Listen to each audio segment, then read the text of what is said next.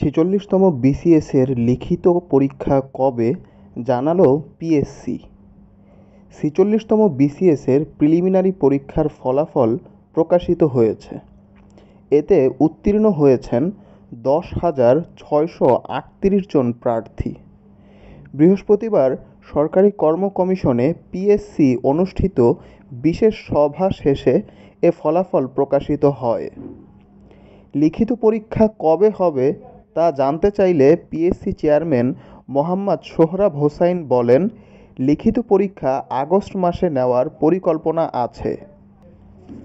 আমরা সভা করে এই পরীক্ষার তারিখ ঠিক করব।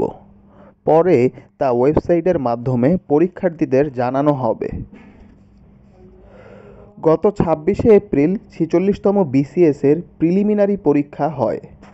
ঢাকা, চট্টগ্রাম, রাজশাহী, খুলনা, বরিশাল, সিলেট, রংপুর ও ময়মনসিংহের বিভিন্ন কেন্দ্রে চাকরিপ্রার্থীরা অংশ নেন।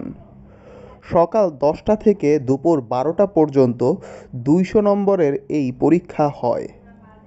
46তম বিসিএসের প্রিলিমিনারিতে 2,54,561 জন প্রার্থী অংশ নিয়েছেন। পরীক্ষা দেননি 83,425 জন। উপস্থিতির হার 75%। পিএসসি সূত্র এ তথ্য নিশ্চিত করেছে।